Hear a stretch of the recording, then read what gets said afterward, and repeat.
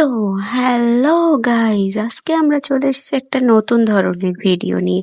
তো যেখানে আমরা আপনাদেরকে অ্যাডভান্স সার্ভার রেজিস্ট্রেশন এবং অ্যাপ ডাউনলোড সম্পর্কে বলবো। তো আপনারা অলরেডি জানেন মেবি যে অ্যাডভান্স সার্ভার রেজিস্ট্রেশনটা কয়েকদিন আগেই চালু হয়েছে। অনেকদিন আগেই মেবি চালু হয়েছে। তো অ্যাডভান্স সার্ভার রেজিস্ট্রেশন করার পরে সেখানে কিভাবে কি কাজ করতে হয় সেটা আমরা আজকে এই ভিডিওতে দেখাই দিব। তো চলুন ভিডিওটা এখান থেকে শুরু করা যাক। সো গাইস, প্রথমে আমরা চলে আসবো ক্রোম ব্রাউজারে। ক্রোম ব্রাউজারে আসার পর আমরা অ্যাডভান্স সার্ভার লিখে সার্চ করব। এখানে আমরা অ্যাডভান্স সার্ভার ফ্রি ফায়ারও লিখতে পারি। আমি এখানে প্রথম থেকে advance server free fire OB54 লিখে রেখেছিলাম, একবার সার্চ দিয়ে রেখেছিলাম। তো আমরা ওখান থেকে আবার চলে গেলাম সাইটে ঢোকার পর আমাদের এরকম একটা পেজ আসবে। তো এই পেজ থেকে আমরা গুগল থেকে লগ ইন করবো। গুগল থেকে রেজিস্ট্রেশন করতে হবে আমাদের। তো যে গুগল অ্যাকাউন্ট থেকে আমাদের ফ্রি ফায়ার অ্যাকাউন্ট খোলা আছে সেই অ্যাকাউন্ট থেকে আমাদের রেজিস্ট্রেশনটা কমপ্লিট করতে হবে। অন্য কোনো অ্যাকাউন্ট থেকে কিন্তু রেজিস্ট্রেশনের কোড দিবে না। আমাদের বিডি সার্ভারের রেজিস্ট্রেশনের জন্য কোনো প্রবলেম না হলেও যারা ইন্ডিয়া থেকে দেখছেন তাদের কিন্তু ইন্ডিয়ান সার্ভারের আইডি দিয়ে লগ ইন করতে প্রবলেম হবে, কারণ ইন্ডিয়ান সার্ভারের আইডিতে রেজিস্ট্রেশন করা সম্ভব নয়।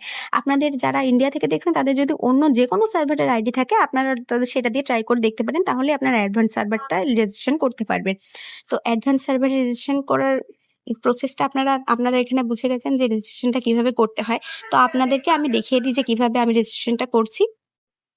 এখানে আমি আমার বিডি সার্ভারের ফ্রি ফায়ার অ্যাকাউন্ট দিয়ে গুগলটা লগ ইন কমপ্লিট করেছি। তো এখানে আমাকে দেখেন কোডটা দিয়ে দিয়েছে কনগ্রাচুলেশনের পরে।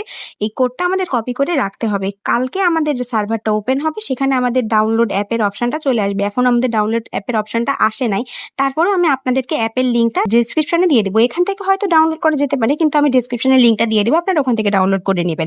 আমার এখানে প্রথম থেকে অ্যাপটা ডাউনলোড করা ছিল, আমি তো অ্যাপের মধ্যে ঢুকে গেলাম। এখানে অ্যাপে ঢোকার পরে এখান থেকে কিন্তু ভেতরে যাওয়া সম্ভব নয়, কারণ আমাদের ভিপিএন এর দরকার হবে।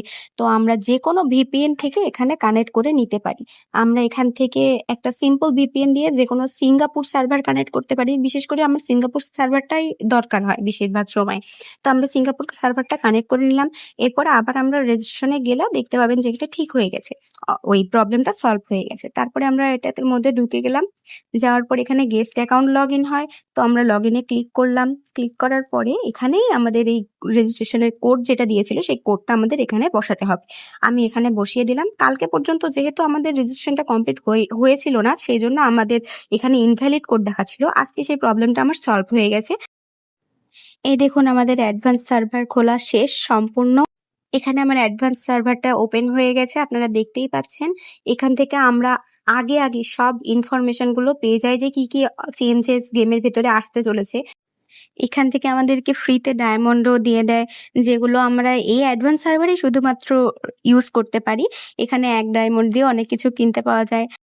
তো আশা করি আপনারা বুঝতে পেরেছেন কিভাবে অ্যাডভান্স সার্ভারটা ওপেন করবেন। তো আজকের ভিডিও এ পর্যন্তই। Tata guys.